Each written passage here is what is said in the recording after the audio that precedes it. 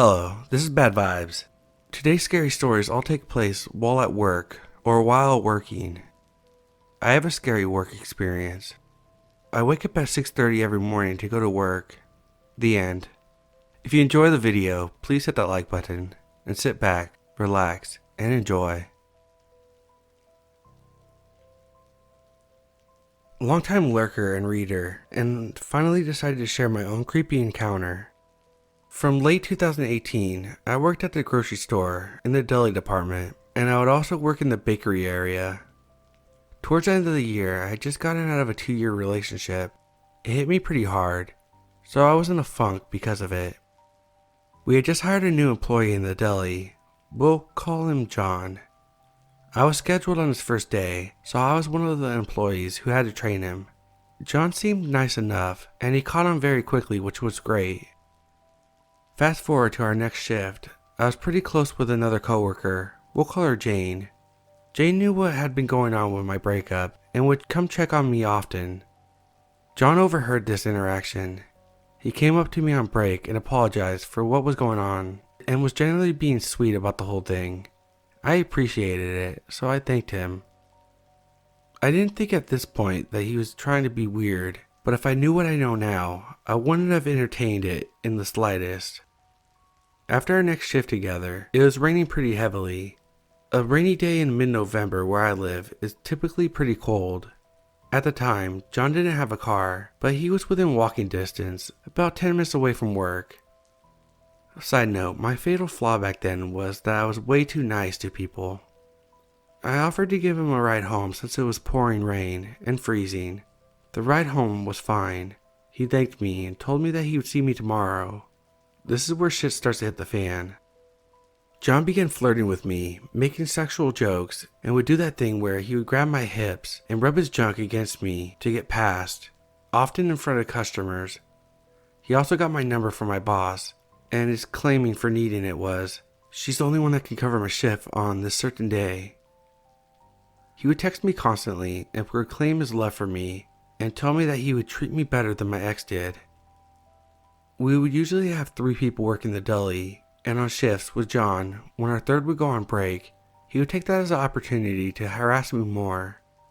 At the time, I was very soft-spoken and scared out of my mind to speak up about it or stand up for myself.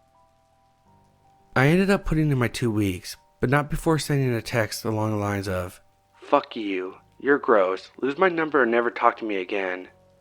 He texted me back apologizing and inviting me over as he wanted to talk to me face to face to make up for it. As I said, my fatal flaw back then was that I was way too nice to people. In my head, I thought I must have gotten through to him. I mentioned it to my friend, who we'll call Eve. Eve was very adamant that I tell him no and to leave me alone. Unfortunately, I chose not to listen to her advice. Instead, I told him that I appreciated the apology and that I would come to talk to him. But I was going to bring Eve with me, as I didn't trust being alone with him at his house. He agreed. Eve was very reluctant, but insisted I bring her along if I absolutely had to go, just in case. We drove to John's house, and when we arrived, he didn't come out. I remember texting him a few question marks, and after having no reply, I turned around and left. He then texted me apologizing, saying to come back and talk to him in his car. Against Eve's judgment, I turned around. I pulled back into the driveway and got an instant feeling of dread. Something absolutely did not feel right. I threw the car in reverse, but before I had a chance to move, his dad and 2 brothers hopped out of the car and surrounded me. They began pounding on my windows, trying to get me to open the doors, and stood behind my car so I couldn't leave. Eve and I are obviously scared out of our minds at this point.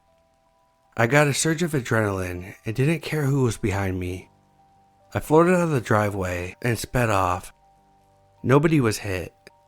I pulled into the parking lot of my work to collect myself and pulled my phone out to block his number. I then noticed a car speeding to the parking lot of my work, and they tried to surround me again. I don't know how I managed to get us out of there, but I did. I then began getting calls from random numbers. I assume his dad and brothers. And they began threatening to kill me and saying that they were armed and planned on shooting my tires. They followed us for quite some time, and Eve even called the police. We were instructed to pull into the nearby gas station, where an officer was already waiting. I did make a report, but they told me that, ultimately, there's nothing that they could really do, or that could be done. I did end up reporting this to my manager, who told me that they couldn't really do anything either, as it happened off company property, which is only half true. I didn't stay my full final 2 weeks. John continued to harass me for months after this, and law enforcement refused to help. Their excuse was, there's nothing that they could do unless he acted on his threats. Whenever I would visit the area, he would somehow always find me and follow me till I would get on the highway. I admit that it's mostly my fault for being so trusting and thinking that John actually wanted to speak with me and be civil. I should have listened to Eve from the get-go. It isn't my fault for being sexually harassed, but I shouldn't have been so trusting because I could have avoided a majority of this problem. It's been nearly 2 years since this happened, and I have not heard from nor seen John since. I hope it stays that way.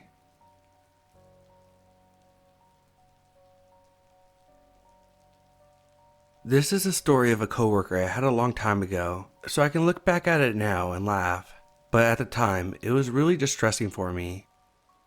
To give some context, every summer I would do some temp work for this company where my dad worked. It was an education company, so they needed some temp workers around July and August for all of the exam remarks that they had to come in.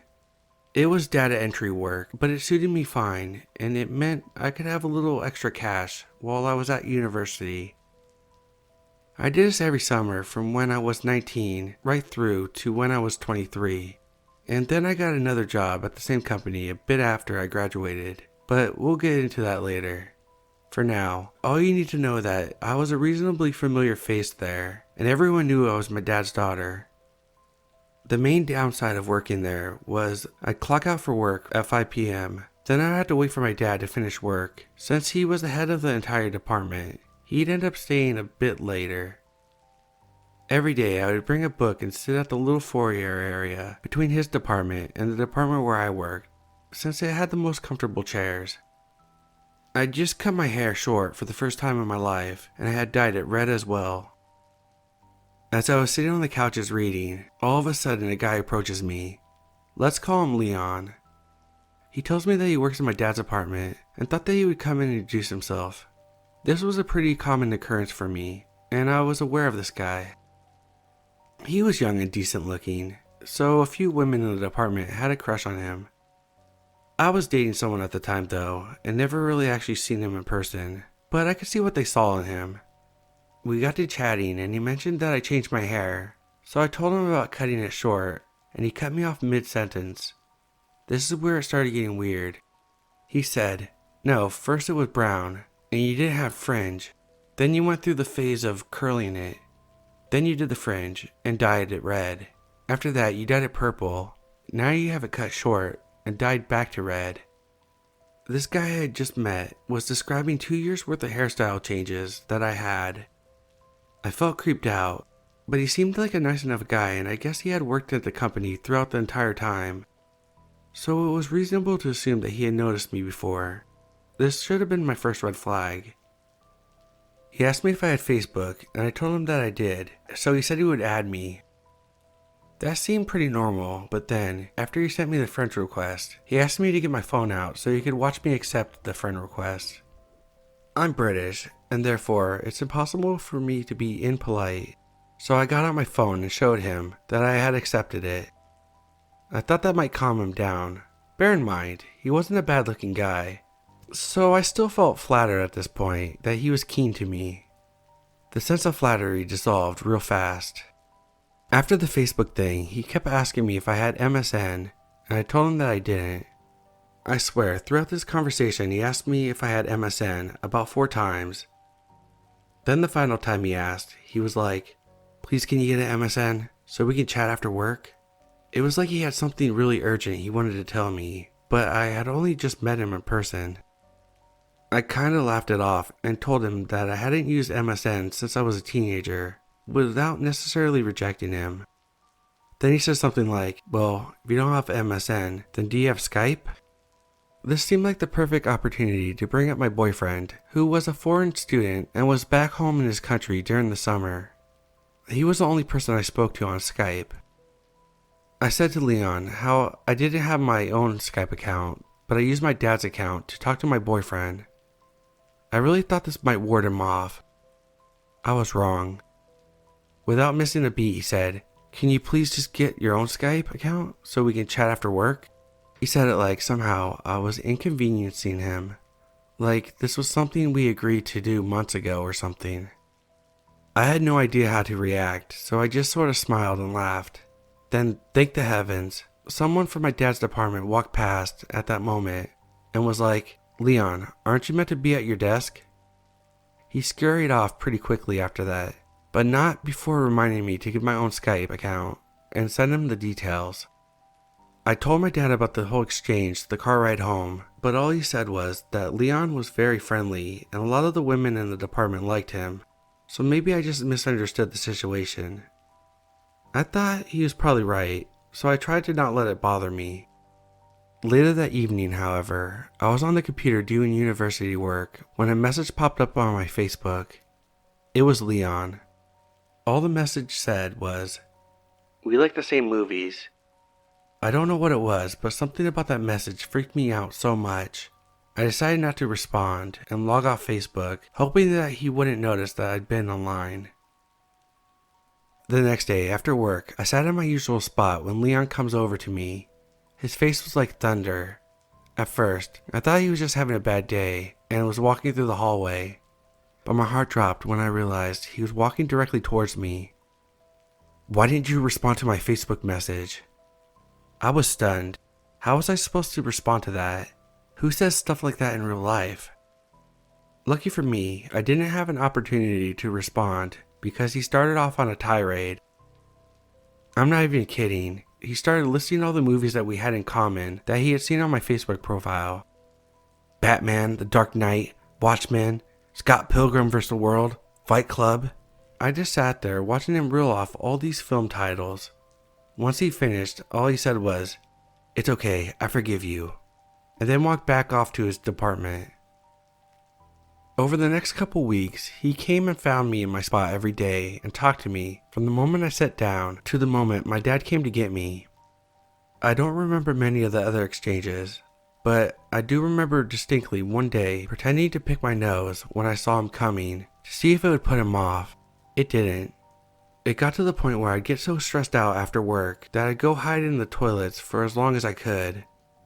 But the women I worked with started to notice and thought I was weird. Eventually, I broached the subject with my dad, and he gave me his car keys after my shift so that I could go hide out in his car rather than in the building.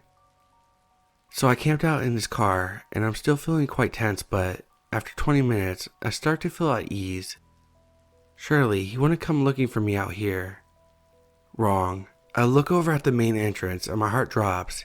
He's coming to the front door, and he's scrutinizing all of the cars. I sank down as far as possible into my seat, but I wasn't fast enough and he saw me. He comes rushing off and starts tapping on the glass. So I open the door and ask him what's up. "I didn't see you in your usual spot, but luckily the doorman told me he saw you come out here. Why are you in your dad's car?" Again, what are you supposed to say to that? I told him that I had a headache, so I came out to the car to take some meds and to see if I could get some sleep. At least he respected that, because he told me to feel better, and then left me alone. I breathed a sigh of relief, knowing that I was only going to be working there for a few more days before I would go back to university. I told my dad about the car incident, and he gave Leon a talking to the next day. Leon would still come find me in the foyer, but he would only talk to me a few minutes in passing before he would leave me alone.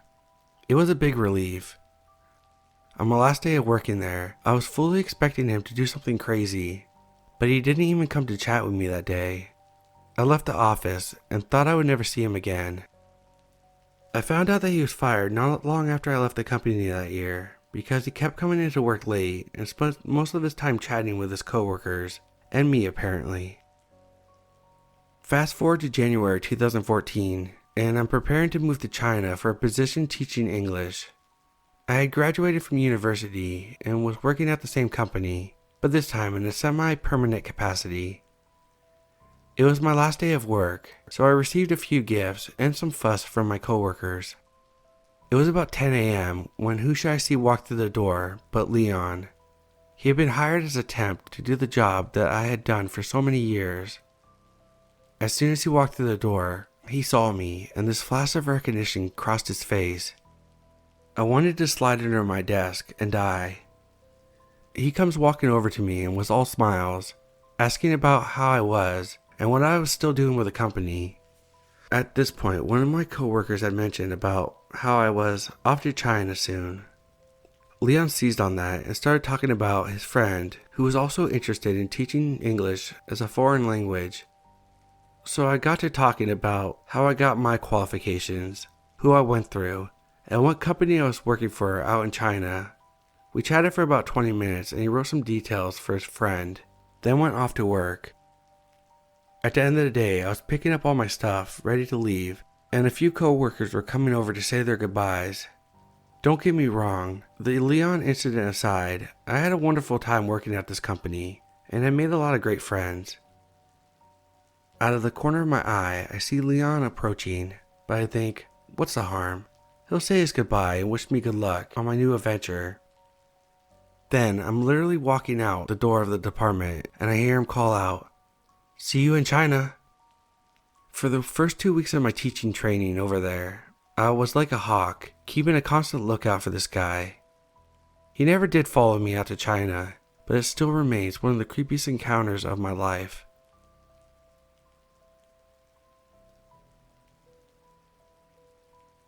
The year was 1994, and I was a freshman in high school.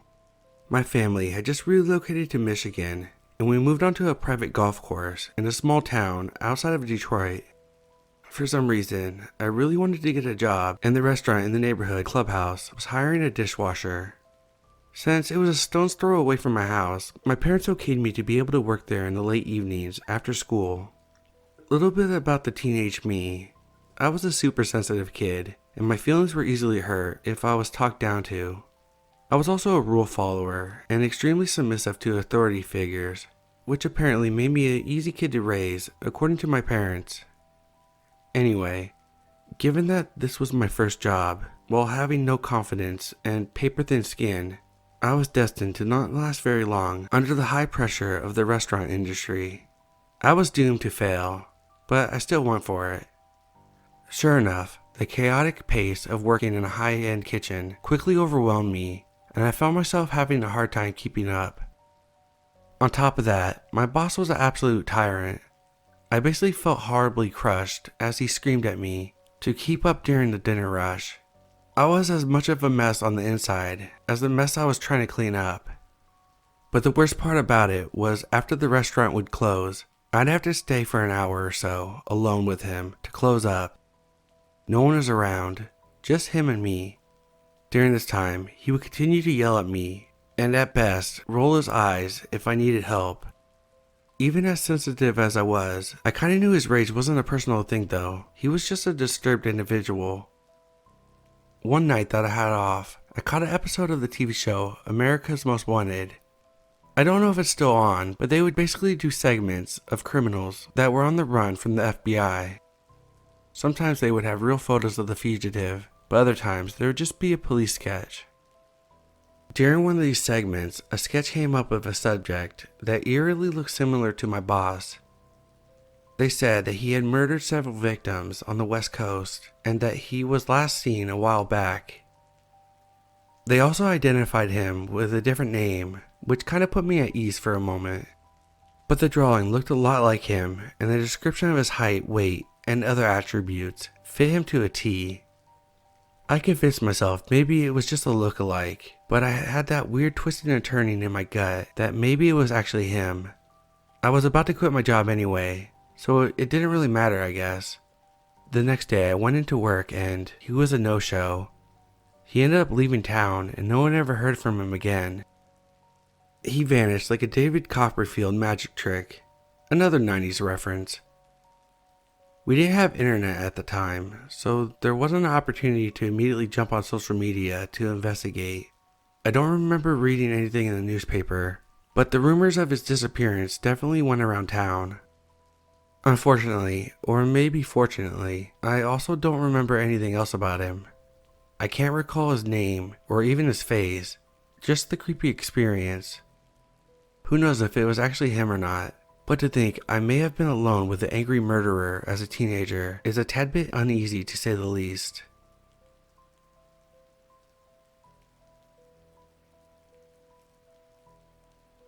Before I begin, this guy has been fired and this story took place months and months ago. Alright, so I was hired to work at this auto shop as a front desk receptionist. My guy friend had worked there and had gotten me the job. I'd check customers in, check them out, answer phones, enter invoices, blah blah blah. Now at the time that I got hired, I was freshly 15. I do in fact act mature for my age, but I was still technically a child. I was also the only girl working there. Now my two managers, let's call Peter and Alvin. Peter was the main boss and had a dry sense of humor, but he was cool to be around. Alvin was more openly humorous, and he was just very pleasant in general. And then there was this third guy. I'll call him Chester because I hate that name. He was 40, with a girlfriend, as well as a 13-year-old daughter. He was very exuberant, very loud. He was quite funny. He was a dumbass too, but this isn't the right sub for that. It started off decent. He would tease me like a boy on the playground, pull my hair, poke me, etc. Now, I laid my rules down when I first worked there. I hate being touched. That's that. Now, Chester would get as close to me as humanly possible and say, "I'm not touching you." It was annoying, but I just laughed it off, although I felt uncomfortable. Then he started with the sexual jokes. When we were alone up front, he would go into talking about his sex life and pop a bunch of sexual jokes. My brain was automatically like, this ain't right, and I kinda just put on my customer service voice whenever I was around him. Then one day, I baked the whole garage cookies. When I dropped them off, he came really close to me and sniffed me. "You smell good, and your hair looks nice this way." What the fuck? Nah, nope, don't like that. When I went back to work, he was going on and on about the cookies I made. He said, "I know cookies is another term for something inappropriate, but I really like your cookies." Why even add that? And now my breaking point. He had started brushing his fingers against my leg while I'm sitting down, or just trying to flirt with me in general. When I came into work one day, he grabbed me into a hug and my mind blanked. He grabbed me into a hug so I couldn't escape. I pushed him back away from me. Alvin had rounded the corner and had seen what happened, and he looked a little uneasy. I went around the other side of the counter, away from Chester, and I said, "I don't like being touched, dude. Don't hug me." And he said, "Well, touch is how I show my affection." So not only did he ignore my attempt to tell him to stop, he also admitted to literally giving affection to a 15-year-old. I later heard from a friend that works at the garage that Chester talked about the way I looked a lot, and how I looked older than I am. But he doesn't want to start anything because his daughter was 2 years younger. Start what, bitch? Chester was ugly as hell, by the way. So Alvin had seen him grab me. The dudes in the garage heard him talk about me, and I knew this dude was creepy as hell. A guy in the garage, let's call him Steve, pulled Alvin aside and told him that he was worried for me. He told him that Chester had been saying how he likes to be flirting with me. Before this point, Alvin had just thought that he was being overprotective because he has daughters himself, and maybe he was just having a father instinct. When Steve told him that, it basically confirmed his suspicions. Chester was gross. I ended up speaking to Alvin near the end of the day, asking to stay after to talk to him about something. We stayed after and I opened up to him about everything that Chester had been doing. Alvin said that what I do is more important than the work that he does.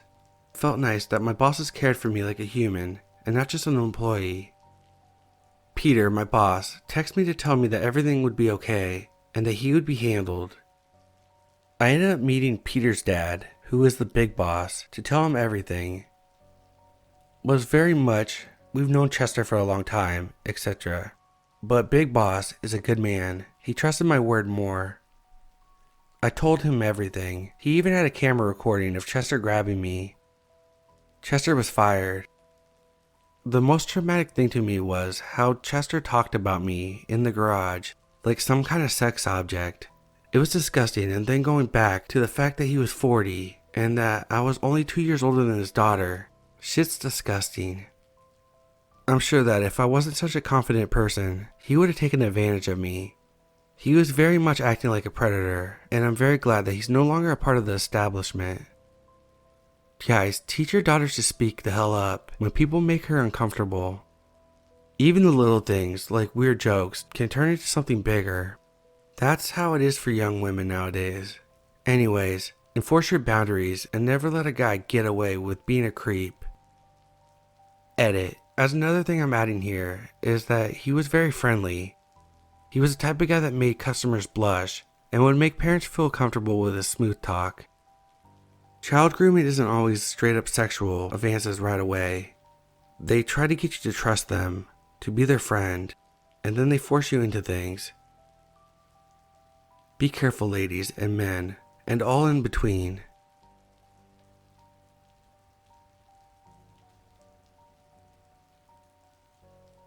So a couple years ago, I worked at a retail store within a shopping center where we would get a lot of strange, creepy, and harassing customers.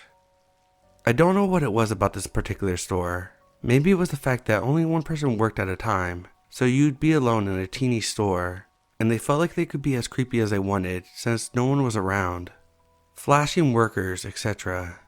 Whatever the reason, we had a lot of harassment incidents and would be consistently calling the security. Security at this place kinda sucked, so sometimes they just wouldn't even show up, and you'd be stuck on your own trying to get rid of this person. Out of all the incidents, there's one that especially sticks out. One day while I was on shift, a customer came in asking to look at shoes. He was this older dude, pretty inconspicuous.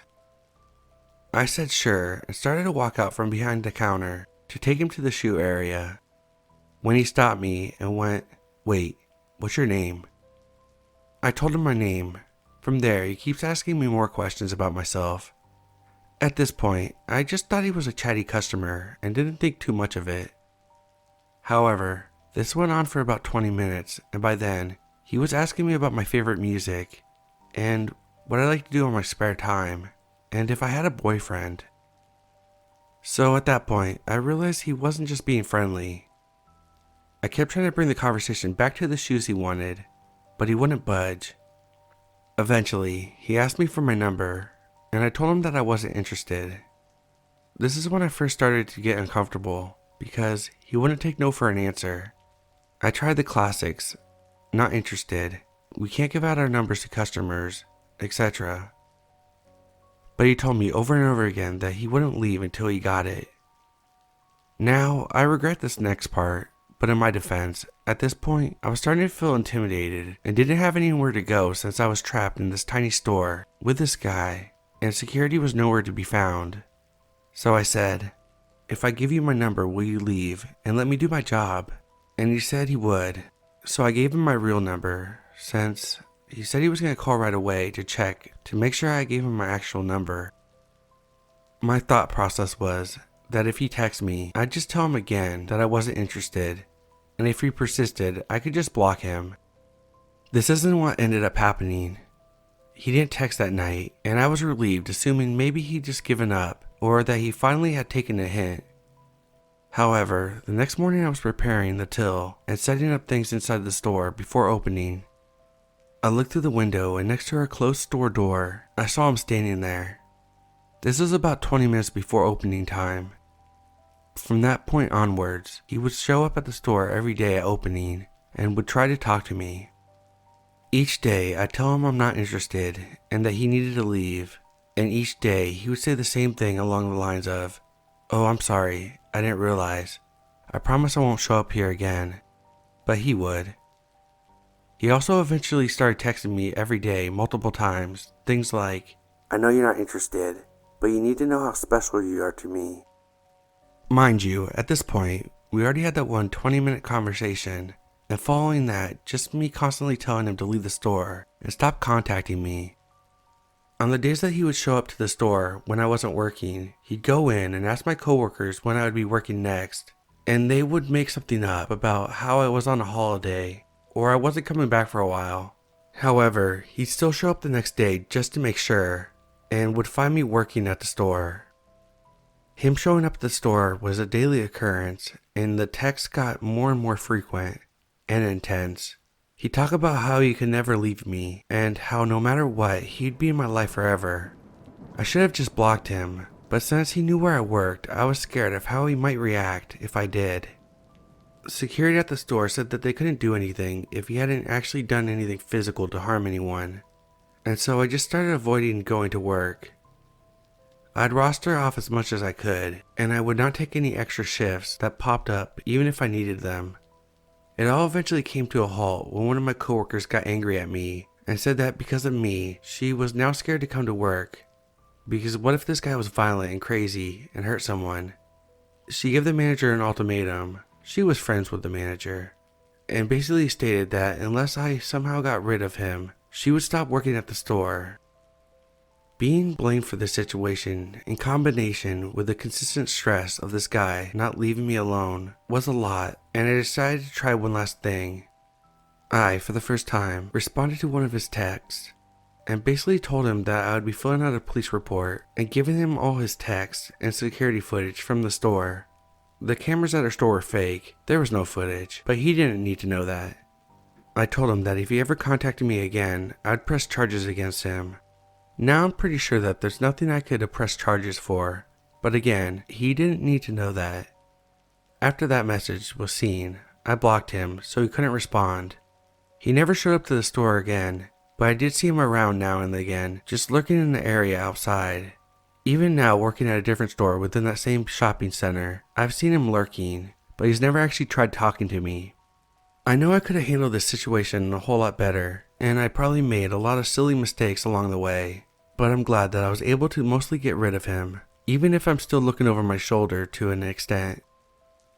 Edit.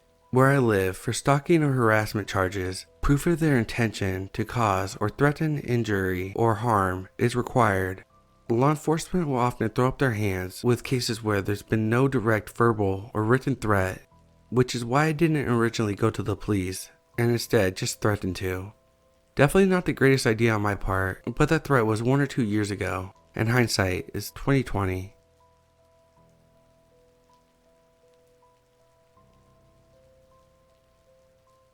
This is something I've never shared on the internet. So I went to a 5-star hotel in Greece for a work experience that my high school planned for us when we were 17. I was just working, partying, and overall doing my thing. Everything was going great until my manager, who was in his late 40s, started being more and more inappropriate.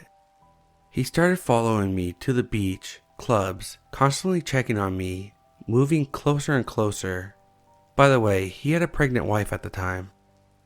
One day, there were some papers we needed to sign, so he called everyone in, 2 people at a time. Well, he arranged it in a way that I would be the last and go in by myself. Everyone was looking at me weird and kind of concerned since they knew the situation. I reluctantly went into his office. Yep, he locked the door, rolled down the blinds and sat down, then told me to undress. I just laughed nervously and told him no. Then he started to get more and more pushy and was like, okay, then just one clothing item. So I took off my apron and threw it at his face, which honestly could have gone really bad too. But he just started laughing, said okay, then let me out. I was very lucky nothing else happened. I wanted to report him, but unfortunately, it turned out that I wasn't the only one being pressured into things like these, and the management and hotel were all good friends. There was another girl in a similar situation who reported this guy, and no one took her seriously, and after that she was given the shittiest task to do, and received unfair treatment.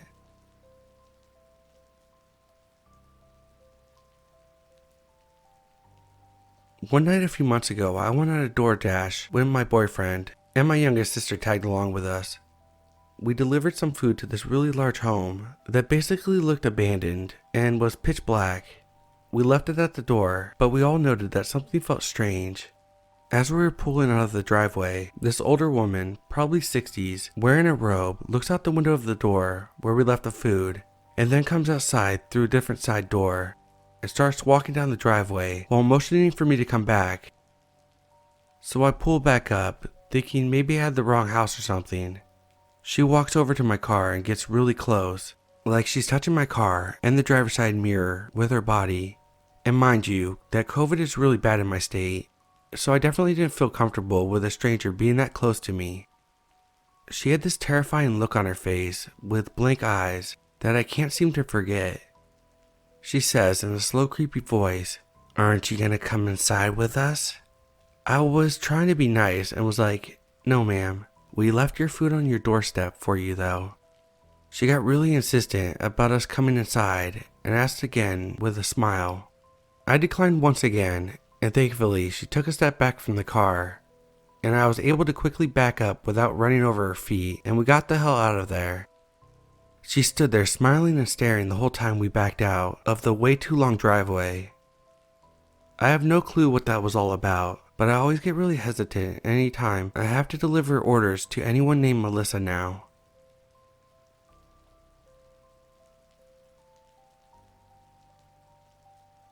I used to work at a Southern California ski resort called Mountain High as a snowmaker. One day, there wasn't much work, so they had us do whatever we could to stay busy, when all of a sudden we hear on the radio that there's possibly a dead person in a car. So me and my friend, along with other people that worked there, ran into the parking lot to see if there was really a dead person in their car. As soon as we got there was this man who looked in his 20s, possibly Middle Eastern, slumped over against his driver's side door with his hand still on the wheel and the car still on. The ski patrol somehow got his door open and had to try to pry his fingers off the steering wheel as rigor mortis had already set in. His body was stiff as a board as his arms were still in the driving position while he was put on a stretcher. His upper lip was curled, exposing his upper teeth, which looked super disturbing and creepy. As soon as they pulled him out, he shit and pissed everywhere, and they took him to the ski patrol room. And the ski patrol took turns giving him CPR, but they couldn't save him as he was way too dead. They basically just did it for the family because they begged them. The most disturbing part is that the family of the man was right there as all of this happened, screaming and crying and praying out loud that he would be okay, even though he was obviously dead. It turns out the man had diabetes and went snowboarding with his friends the night before and said that he didn't feel good and went to his car alone, but didn't have his insulin and passed out, dying overnight with the heater on, and for some reason his friends didn't care to look for him. After this incident, the man's body was put in the generator room overnight since the ambulance for some reason couldn't make it out there. Now whenever I see someone asleep in their car, I always think about that dead man.